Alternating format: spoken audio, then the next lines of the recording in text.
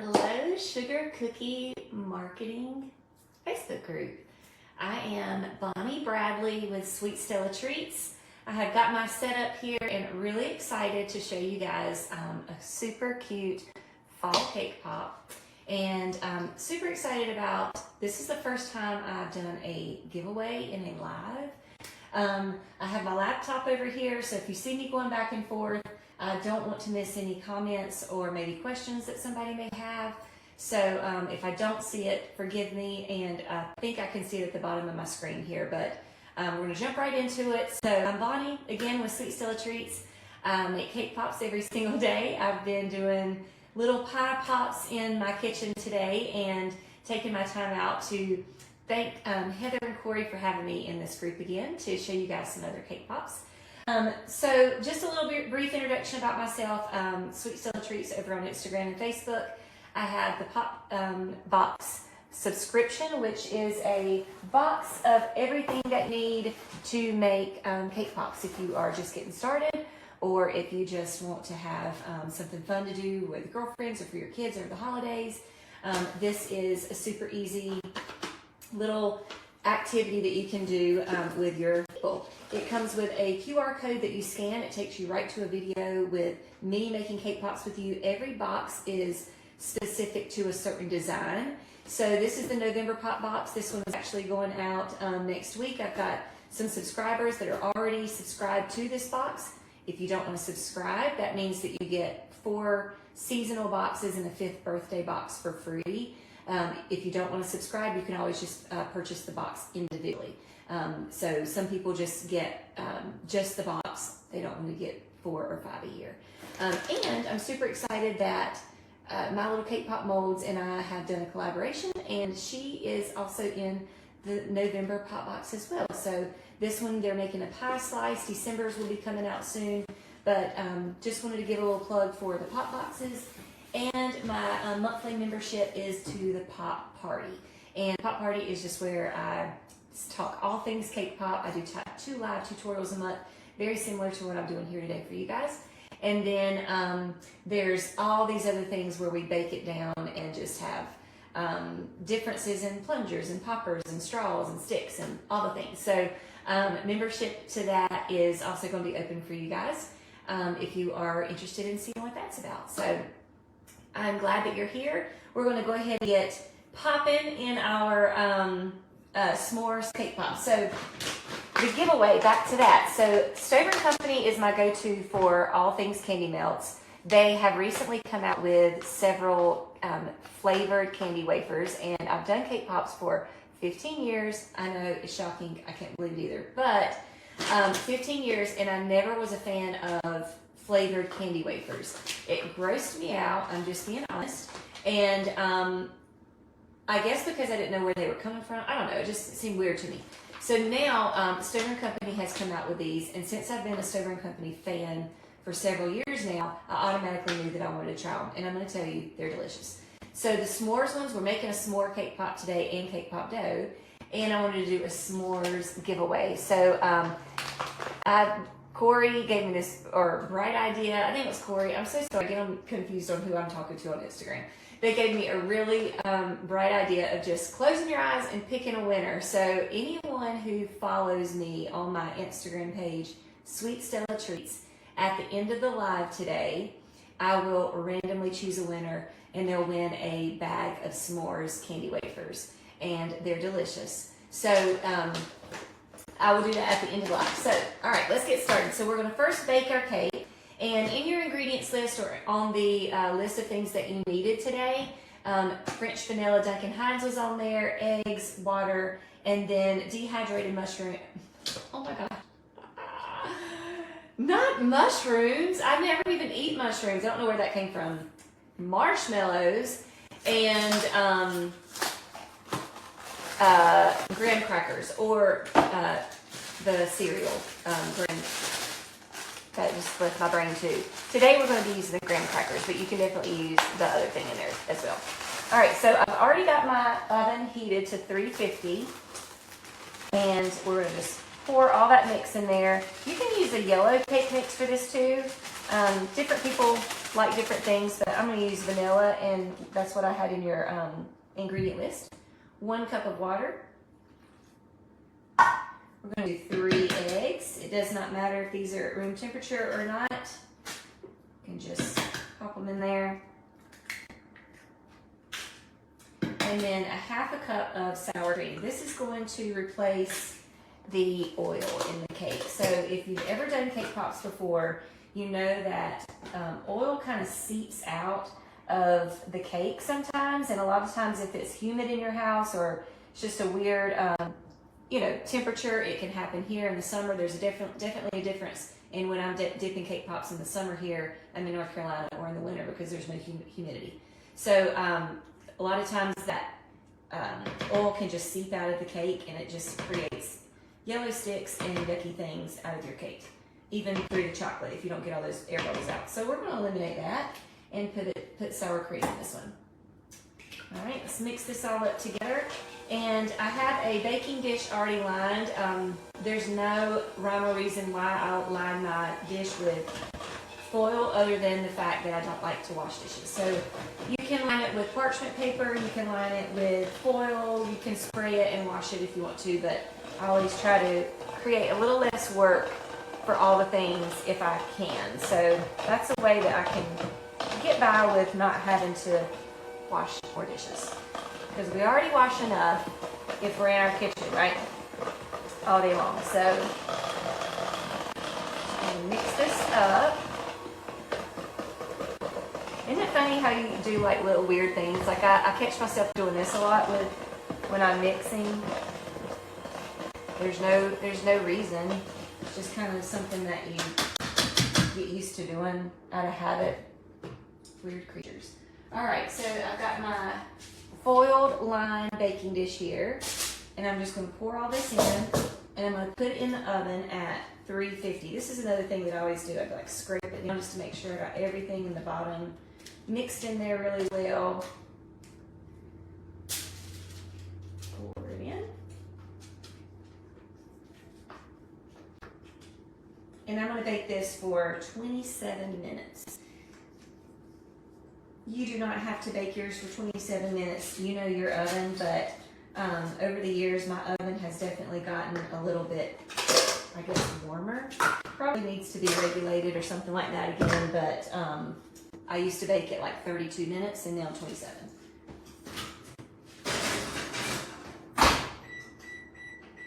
Okay, so now we're going to move on to mixing our dough. And just before I mix the dough, if you have been around or have done cake pops at all, mixing dough is one of those things that there's not a right or a wrong way to mix dough, but there are 2 different methods. So one of the method is the steam method, which is where you put your cake in your mixer as it's still hot, and then the steam comes up, and then it creates a binder on its own with the steam. I'm not a personal fan of that, and the reason for that is because I like to be in control of the moisture of my cake. I think it creates a different texture, it creates a different consistency. So this is not to say that people who do use the steam method are wrong, because no one is wrong in this game of cake pops. It's just a personal preference. So I like to cool my cakes all the way. I already have one that I baked here. It's all the way cool. I baked this one this morning at like 8 o'clock, so it's definitely cool to the touch. It's not warm at all. And I'm going to move my big mixer over here, because I want to show you what this looks like as you're mixing. Move some of this stuff out of the way. But first, I have a couple graham crackers and these dehydrated marshmallows. And these are just little hard marshmallows. These are ones from Amazon, and they do have these at Walmart. I usually get them at Walmart. And we're just going to chop up all of this, and then whenever we mix our dough, we're going to be ready to mix the dough. I think I put a 1/2 cup on the ingredient list on what you needed to mix. There's not really an actual amount. If you love graham crackers, if you love marshmallows, you can put a cup in there if you want to. But just remember, also, this can be done in a baggie and just banging it on the counter. But I had a knife, so I figured I would just do it this way. But We're going to chop all these up using a cup, end of a cup or something like that, and just banging it is another way to get this job done. I could have had this done before, but I feel like when you have a little stuff done before, I'm not really showing the whole process. So I'm a little bit thorough. So sorry, this is a boring part. If you're watching the replay, just fast forward it.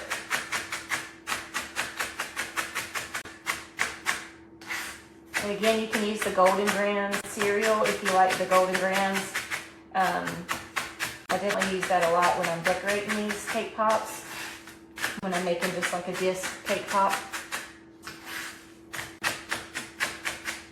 All right, so now I'm gonna get some marshmallows. And we're going to roughly chop these up just a little bit. The reason why I like to chop these up is if you're rolling these into a ball or you are using some type of shape, this can definitely jeopardize the shape. So it looks as if you've got a big wad of something sticking out of your cake pop. And it's not very pleasing to the eye whenever you're wanting to achieve a certain shape and then you've got this big thing sticking out of it. So I'm going to chop those up so that it blends in well with the dough. All right.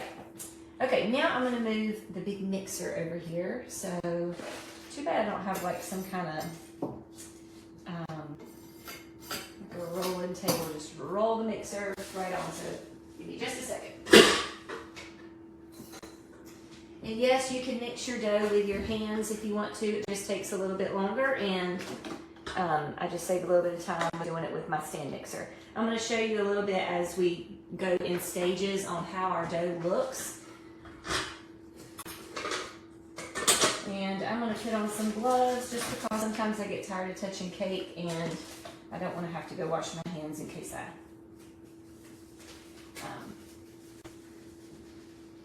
get stuck to my hand a little bit. All right, and like I was saying, if you use the steam method, you would, there's a couple different ways you can do that. You can bring your cake out of the oven and then let it sit at room temperature maybe for like 10 minutes while it's still warm, then throw it in the mixer. Steam comes up, it creates a binder on its own. And then the other way that you can use, if you're using the steam method, is you bring it out of the oven, cover it with foil, and then let it cool completely. So then the steam is trapped in with the foil from the foil, and then it creates a little bit of a wetter texture, and then it creates its own binder. In my area, I have not had to use a binder. I don't think I'm going to need one today. I think I may have I always put on there that you may need cream cheese icing, but I don't know if it's our atmosphere or humidity in the air, but I have not had to use a binder, which I usually use cream cheese frosting, probably in 7 months. So it's really weird. I don't know if it's because of the sour cream in the cake, but I've not had to use a binder in a while. So, all right, so we're just gonna throw this cool cake in there. I always like to cool my cakes. I like to be in control of the moisture because there's not really anything you can do if you have a wet cake, and unless you want to add more cake dough to it. And a lot of times we don't have extra cake dough just laying around. So, all right, we're gonna start mixing this. And no certain time that you need to add this in, but you can add your graham crackers and your dehydrated marshmallows anytime. And like I said before, you can add more or less. It's totally up to you.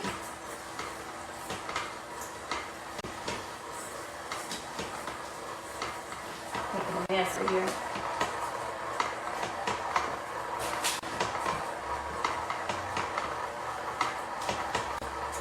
And once my dough is done mixing, all right, let me show you this. So this is the way the dough looks now. It's just kind of crumbly. It's not really enough to make a dough. It's kind of coming together a little bit, but it's still lots of just clumps everywhere. Might have to grab the washcloth and get that off for a second.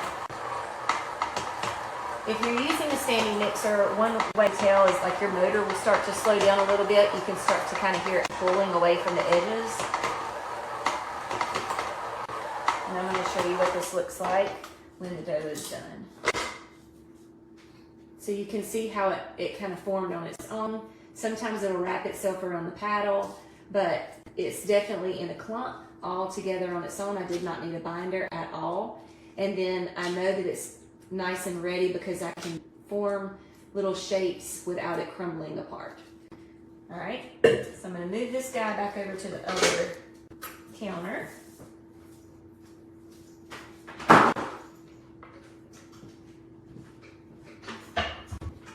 When I store my dough, I like to just use, like stepping on graham crackers on the floor here. I like to store it in just some saran wrap, something super easy, and it keeps it nice and fresh until I am ready to make my cake pops. Now, a lot of questions I get asked are, do you chill your dough? Do you need to let it rest for a little bit?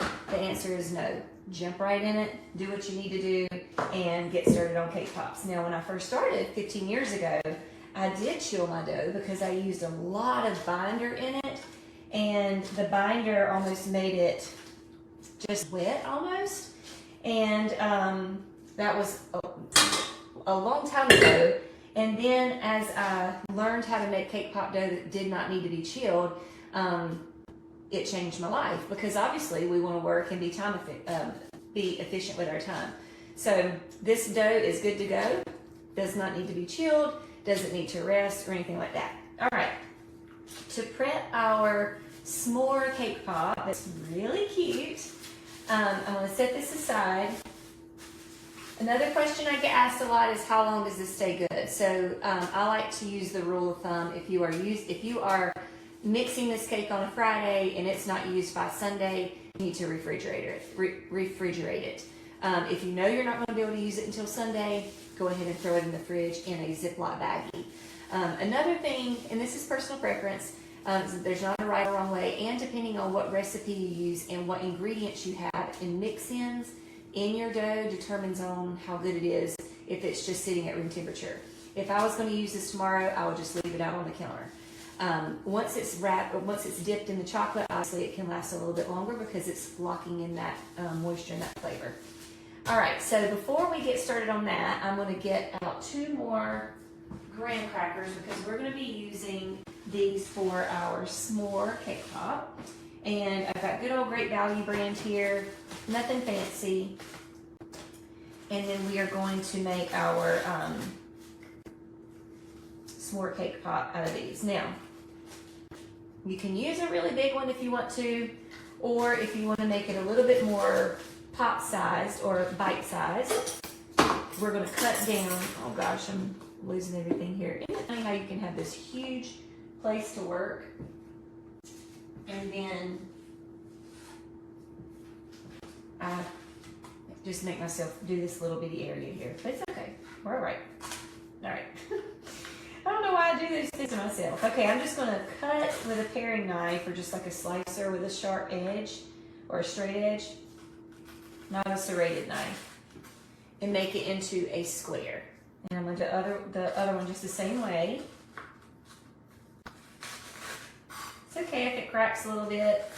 S'mores aren't perfect, right? Okay, so I've got these 2 graham cracker squares. And now I'm going to use a fondant tool. You don't have to use a fondant tool, but this is going to be where our stick goes in for our s'more pop. So what I'm going to do is just take in the middle here and start to chisel down in there and go back and forth to make a little bit of a hole so my stick can go through there. Just like that. All right, I'm going to move this to the side. Sorry, lots of moving around here. And I'm going to take out my cake pop dough that I just got all mixed up. And I'm going to make a s'more. Now, if you are picturing the middle of a s'more, which is the marshmallow, That's the part of the cake that we're going to be making. So we're going to have to shape it just a little bit because obviously we don't want it to be like a round ball, because we know when we make a s'more, we smash those graham crackers with cookies on top of it, and then it smushes the marshmallow down. So we kind of want it to be a little bit smushed, and that's okay if it's not perfect. The weight of my cake pops are usually between 0.9 and 1 ounce. This is probably definitely more like 1.1 ounce. So if you want to make them a little bit smaller, you can. But this one's going on here, so we kind of want to see how big it's going to go. So I just mash my dough back and forth, and I'm getting out any cracks, and you can see there's not many cracks in here. Kind of looks like just like a crater. I change the direction every single time I'm mashing so that I'm getting all of those cracks out, and then I can roll. And even though I'm making a shape, I always like to start with a ball, and then I like to shake it out after that. So, all right, so we've got kind of a ball shape.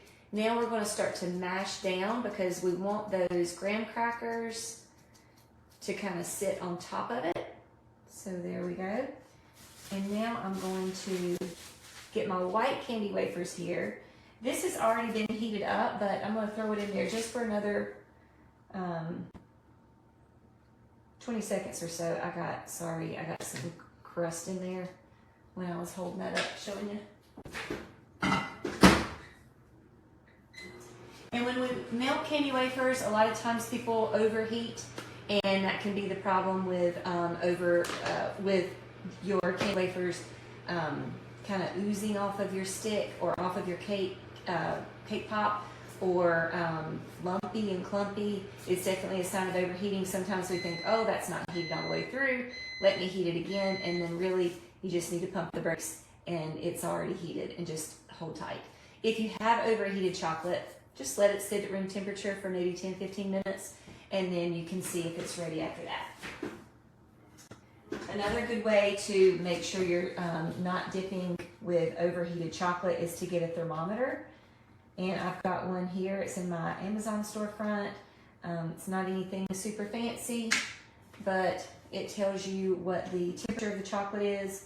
Right now it's 102, which is a little too hot. So I'm going to hold off just for a second while we are waiting on that, and I'm going to go ahead and heat up my s'mores chocolate. This one's going to be drizzled on top, and of course this makes the flavor of the s'more cake pop even more special. I'm going to start at 30 seconds, and then I'm going to stir a little bit, redistribute the heat in that. Another rule of thumb is if you are dipping in glass can hold in the heat. When I first started, I used our cereal bowls, like our fine china cereal bowls, and that's all I knew to dip my candy wafers in. Now I realize I had to thin out that chocolate because I was overheating it, because the ceramic, the glass holds the heat. If you get a container like this, which is microwave safe, it's PBA free, it's from Amazon, it's also in my Amazon shop. This is all I dip, or I melt my chocolate in now. And I like it too because it's a little bit taller, obviously, than a cereal bowl. And then you can just put your lid on it when you're done, and then reheat when you're ready to. All right, so it doesn't look like much has happened, but I'm just going to keep redistributing the heat. That heat likes to get in the very center of your bowl whenever you're melting, and then it can burn in the middle. So we like to redistribute all that heat. I'm going to put it in this time for 20 seconds. We'll check this again. It's coming down to 99. So we're probably safe, but I like for it to be between 93 and 96, 97. So wait just a second.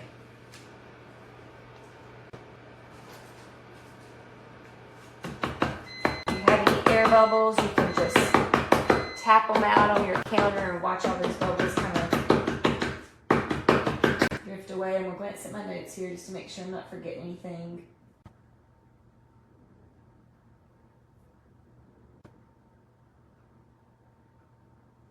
Okay.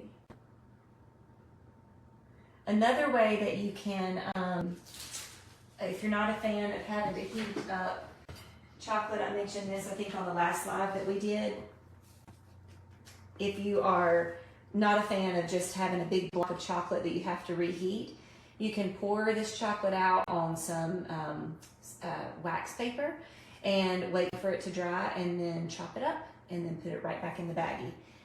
And these bags are wonderful because they're foil lined and it keeps everything fresh. They seal back up.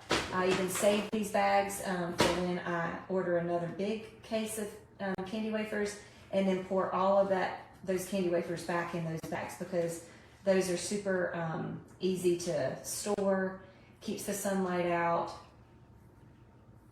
and keeps our quality chocolate. All right, so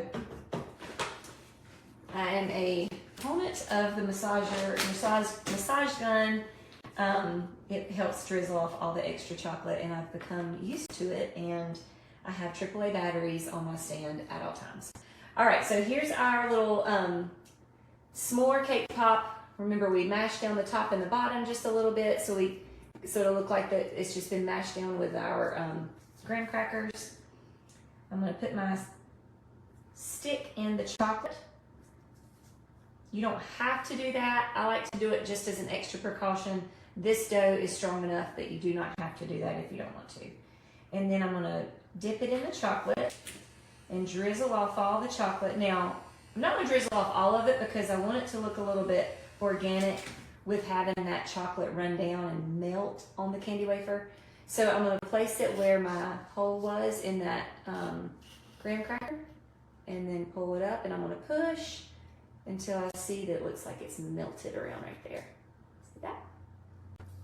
All right, I'm gonna put this one over to the side, and I already have one that is melted, or that's already dried, that I did before our live. And I'm gonna put our s'more chocolate in a little baggie. You can get fancy and do this with parchment paper. I've just gotten used to baggies. And I'm gonna drizzle the chocolate over it, and then I'm gonna place the top part of the s'more on it. So I'm just gonna take this and just drizzle. I'm gonna leave a little bit of space because I want to draw a little face on here. So I'm gonna drizzle this. Can tap down just a little bit to kind of get that chocolate drizzling a little bit natural looking. Add some where you want it. That looks good. And then I'm gonna place the other graham cracker right on top. Look how cute.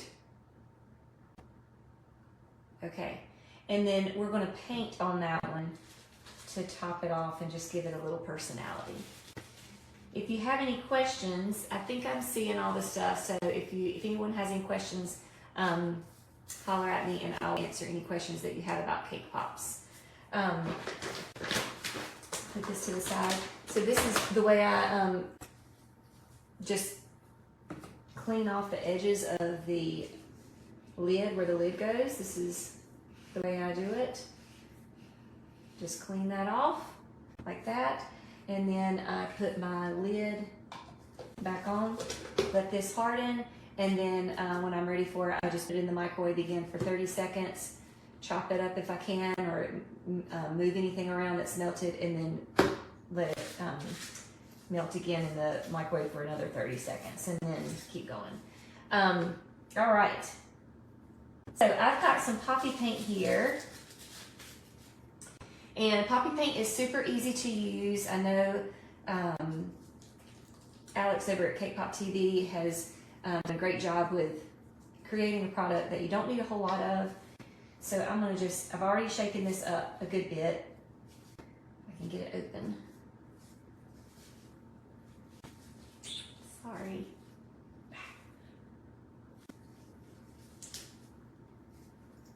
There we go.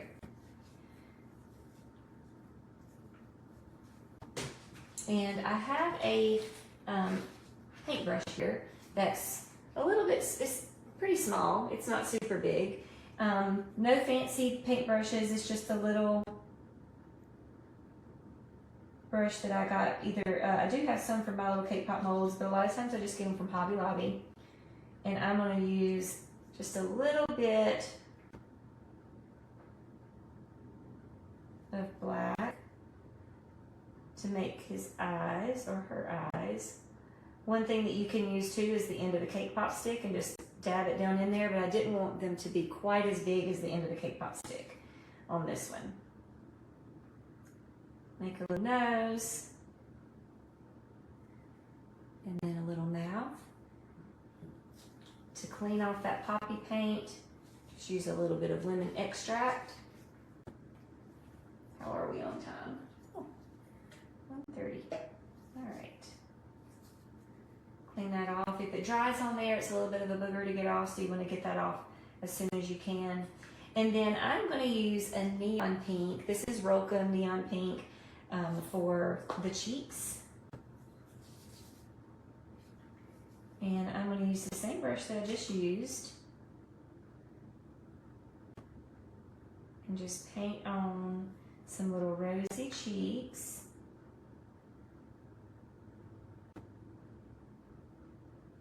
I think I'm going to have to give him some eyebrows. It looks like something's missing.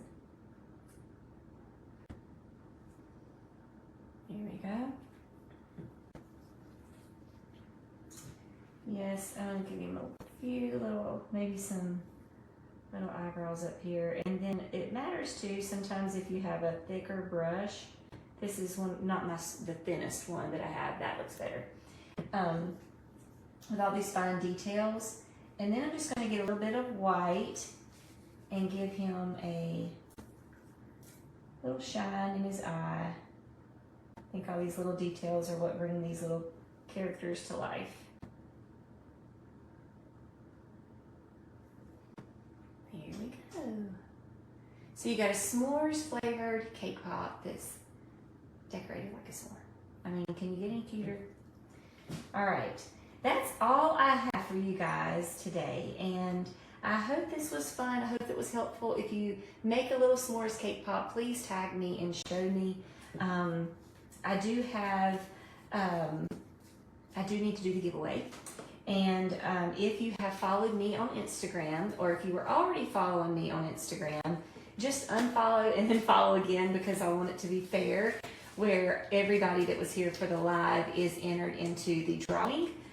Or the, I don't know if you can call it a drawing, but I'll wait just a minute for you guys to get over there on Instagram. I've got it pulled up on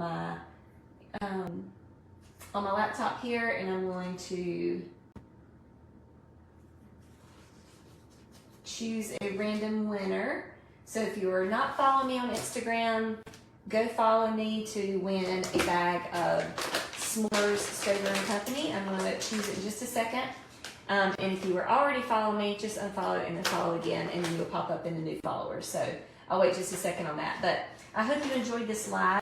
Thanks to Heather and Corey for having me again over here. I'm hoping to do a Christmas one in the next several weeks.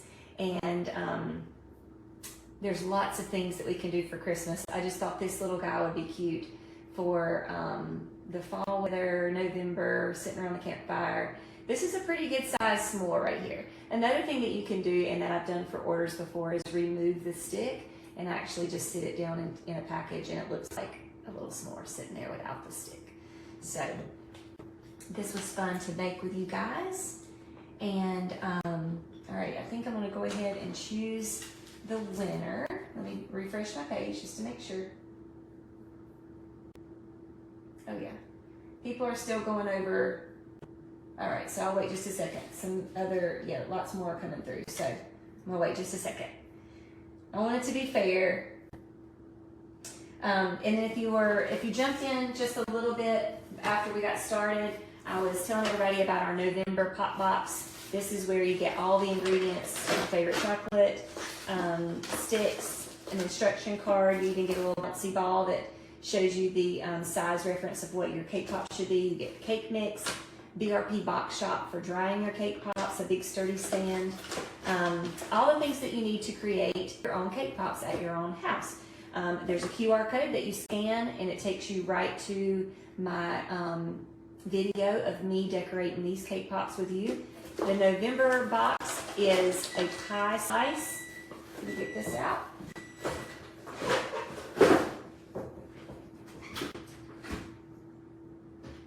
That looks like it needs another minute. Sometimes it just doesn't look quite done.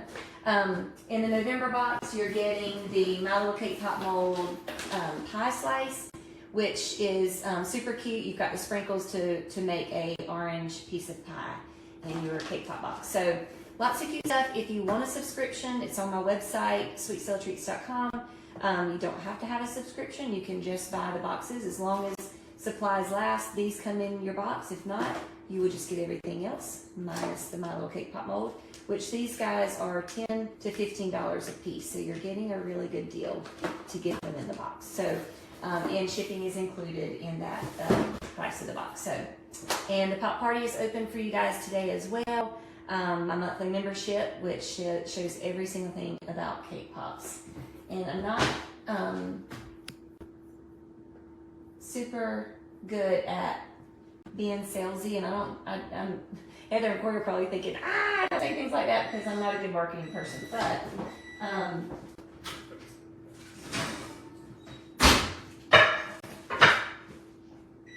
I love it when families can get something like this and do on their own and have a good time, even though I'm not doing classes right now or can't be with them actually doing cake pops. They can do it on their own time in their home with their friends, family. So I have some moms that do them and they take them to their kids' classrooms or for women's events and things like that. So, all right, more people are coming in. I'm getting ready to do this drawing in about 60 seconds. It's your last chance to go follow me on Instagram, and then I'm going to randomly pick, and I'll scroll up and down and then randomly pick with my eyes closed, the winner. Thank y'all for being here, and I don't think I see any questions come through, so I think we're safe on that. Just double checking. All right. Okay, here we go. All right. Close my eyes. Randomly, I'm scrolling.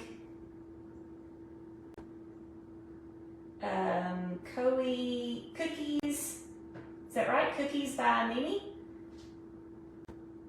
Koekies. Cookies by Mimi. Is that right? You won the bag of Stover & Company s'mores. And I am going to write that down because I will forget. I'll just write it on my box here. How's that? And I will be in touch with you on how you can get your bag, and they'll send that out to you probably in the next week. All right. Thank y'all so much. If there's anything that I can do to help you with cake pops, please reach out to me, Sweet Stella Treats, on Instagram and on Facebook. All right. And until next time, I will see you, and tag me if you get to make one of these cute little guys. Even if you don't have the paint, just the actual cake pop with the graham crackers are super cute. So, all right. Thanks again for Sugar Cookie Marketing, and congratulations to Cookies by Mimi on the winner of the s'mores bag. You're going to love them. All right. Thank y'all.